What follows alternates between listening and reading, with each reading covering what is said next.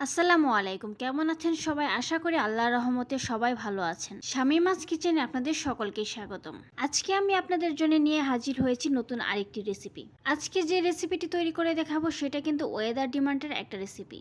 এখন কিন্তু চারপাশে খুব ভালোই বৃষ্টি হচ্ছে, আর বৃষ্টি মানেই তো খিচুড়ি। আজকে আমি আপনাদের দেখাবো ভাতের যে সিদ্ধ চাউল আছে সেটা দিয়ে একদম পারফেক্ট ঝরঝরে একটা খিচুড়ি। এই খিচুড়ি রান্নাটা কিন্তু অনেক ইজি। আমরা যে পোলাওয়ের চাল বা আতপ চাল দিয়ে খিচুড়ি রান্না করে থাকি তার থেকেও এটা অনেক বেশি ইজি। আমার ফুল ভিডিওটি যদি ফলো করেন তাহলে যারা একদম নতুন রাঁধুনি আছেন তারাও কিন্তু এইরকম পারফেক্ট ঝরঝরে খিচুড়ি রান্না করে ফেলতে পারবেন। খিচুড়িটা রান্না করার জন্য চুলায় একটা কড়াই বসিয়ে দিয়েছি। কড়াইটা যখন গরম হয়ে এসেছে তখন এখানে দিয়ে দিচ্ছি খুবই সামান্য পরিমাণ তেল। বেশি তেল দেওয়ার কোনো প্রয়োজন নেই, আর তেল যত কম খাওয়া যায় ততই কিন্তু স্বাস্থ্যের জন্য ভালো। তেলটা যখন গরম হয়ে এসেছে তখন এখানে দিয়ে দিচ্ছি ফোড়নে জিরা, দুইটা তেজপাতা আমি মাঝখান থেকে ছিঁড়ে দিয়ে দিচ্ছি 3 টুকরা দারচিনি, 2 টুকরা এলাচি আর কয়েকটা গোলমরিচ। দিয়ে দিচ্ছি সামান্য পেঁয়াজ কুচি। এখন পেঁয়াজ কুচিটাকে নেড়ে চেড়ে হালকা একটু ভেজে নিতে হবে। আমি কিন্তু এখানে খুবই সামান্য পরিমাণ পেঁয়াজ কুচি ইউজ করেছি, কারণ পরবর্তীতে আমি এখানে বাটা পেঁয়াজটা ইউজ করব। পেঁয়াজটা আমার ভাজা হয়ে গেছে। এখন এখানে কিছু ইনগ্রেডিয়েন্টস আমি অ্যাড করে দিচ্ছি। দিয়ে দিচ্ছি স্বাদ মতো লবণ। লবণটা কিন্তু এখানে আমি একটু কমই ইউজ করলাম, কারণ পরবর্তীতে আমি আবারও লবণ এখানে দিব।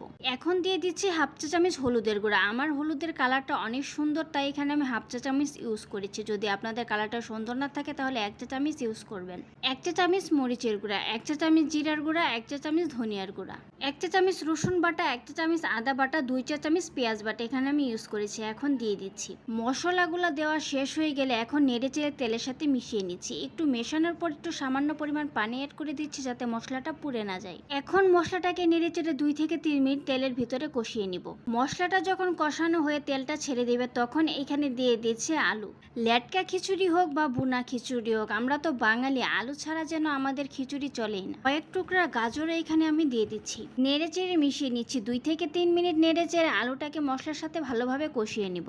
2 থেকে 3 মিনিট কষানোর পর এখন এখানে সামান্য পরিমাণ পানি আমি অ্যাড করে দিচ্ছি যাতে আলুটা খুব সুন্দরভাবে সেদ্ধ হয়ে যায়। ভালোভাবে নেড়ে চেড়ে মিশিয়ে নিয়ে ঢাকনা দিয়ে ঢেকে আলু আর মশলাটাকে খুব সুন্দরভাবে কষিয়ে নিচ্ছি। 4 থেকে 5 মিনিট কষিয়ে নেওয়ার পর আলুটা কিন্তু আমার খুব সুন্দরভাবে কষানো হয়ে গেছে। পানিটা শুকিয়ে কিন্তু তেলটা ছেড়ে দিয়েছে। এখন আবারও ভালোভাবে নেড়ে চেড়ে মিশিয়ে নিচ্ছি। মেশানো হয়ে গেছে। এখন এখানে চাউলটা আমি অ্যাড করে দেবো। এখানে আমি 1 পট ভাতের চাউল নিয়েছি, হাফ কাপ পরিমাণ মুগের ডাল নিয়েছি, হাফ কাপ পরিমাণ মুসুরের ডাল নিয়েছি। মুগের ডালটাকে কিন্তু আমি শুকনো কলায় টেলে নিয়েছিলাম, তারপর ভালোভাবে ধুয়ে নিয়েছিলাম। এখন চাউল আর ডাউলগুলো আমি দিয়ে দিচ্ছি। দিয়ে ভালোভাবে নেড়ে চেড়ে এটাকে সময় নিয়ে কয়েক মিনিট ভেজে নিব।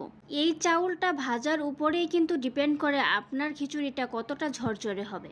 যতটা সময় নিয়ে চাউলটাকে আপনি ভাজতে পারবেন আপনার খিচুড়িটা কিন্তু ততই ঝরঝরে হবে। আর পানিরও কিন্তু একটা মেজারমেন্ট আছে। এটা যদি আপনি ঠিক রাখতে পারেন তাহলে কিন্তু খিচুড়িটা আপনার অবশ্যই ঝরঝরে হবে। পানির মেজারমেন্টটাও আমি বলে দিব। আতপ চাউল ছাড়া সেদ্ধ ভাতের চাউল দিয়ে যে এত সুন্দর পারফেক্ট ঝরঝরে ভুনা খিচুড়ি রান্না করা যায় সেইটা কি আপনারা জানতেন? আমার ফুল ভিডিওটি যদি একটু মনোযোগ দিয়ে আপনি দেখেন তাহলেই কিন্তু এইরকম পারফেক্ট ঝরঝরে একটা খিচুড়ি রান্না করে ফেলতে পারবেন। চাউলটা কিন্তু আমার 4 থেকে 5 মিনিট খুব সুন্দরভাবে ভাজা হয়ে গেছে। দেখতেই পাচ্ছেন একটুও পানি নেই আর কতটা ঝরঝরে হয়েছে। এখন আমি এখানে অ্যাড করে দিচ্ছি গরম পানি। অবশ্যই ফুটন্ত গরম পানিটাই আপনাকে অ্যাড করতে হবে।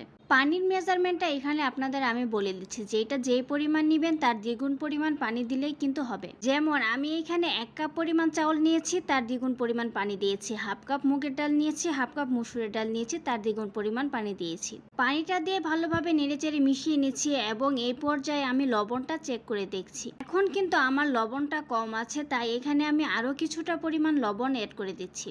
লবণটা পারফেক্ট হয়েছে কিনা কিভাবে বুঝবেন সেইটাও আমি বলে দিচ্ছি। একটু চেখে দেখবেন, যখন দেখবেন লবণটা একটু বেশি মনে হচ্ছে তখনই বুঝবেন এটা হওয়ার পরে পারফেক্ট হয়ে যাবে। লবণটা দিয়ে ভালোভাবে নেড়েচেড়ে মিশিয়ে নিয়ে এখন ঢাকনা দিয়ে চুলার আঁচটা হাই হিটে রেখে 5 মিনিট রান্না করে নেব।